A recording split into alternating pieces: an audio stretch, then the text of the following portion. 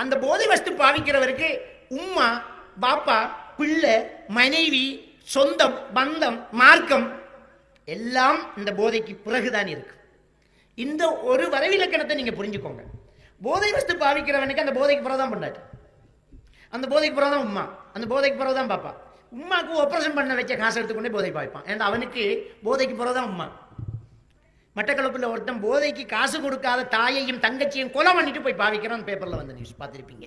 அம்மா சீட்டு காசு எடுத்துக்காண்டு அலிமல்ல வச்சுக்கிறான். கேட்கறான் இல்லைன்னு மறைச்சு பிடிச்சா கத்தி எடுத்து ஒரு குத்து. தங்கச்சி ஓடி வந்து என்ன அவர் ஒரு குத்து எடுத்துக்கு போய் பாவிச்சு போட்டு அவன் தூக்கில் தொங்குறான்.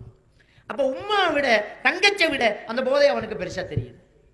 அதே மாதிரி இந்த கிழக்கு மாகாணத்தில் ஒருத்தன் கல்யாணம் கட்டி ஒரு வருஷம் தன்னுடைய மனைவியை இன்னொருத்தனுக்கு விலை பேசுறான் இந்த போதைக்காக. அவள் தூக்குல தொங்கி மயிரிழையில உயிர் பிழைக்கிறான். கொழும்புல சொந்த சகோதரியும் பிள்ளைய ஜன்னல் வழியால தூக்கி பிடிச்சி மாடியில இருந்து கீழே போட்டுருவான், காசு தாங்கிறான். இவன் போட மாட்டான்னு நினைச்சா அவன் இல்லைன்னா தூக்கி போட்டான். வீட்டில் உள்ள கேட்டின், கேஸ் சிலிண்டர், கேஸ் அடுப்பு, குறை தேங்காய் போத்தல், அரிசி பேக்கு இதெல்லாம் வித்து போதை பொருள் பாவிக்கிறான். அல்லாஹ் அவர்கள் மீது சாபத்தை உண்டாக்குவானாக.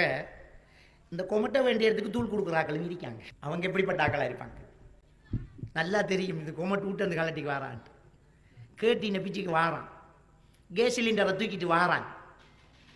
இந்த அறவல்லையில சாமான் வாங்குறாக்கள் கொஞ்சம் பேர் இருக்காங்க. அவங்க முதல்ல அல்லாஹ்வை பயப்படணும்.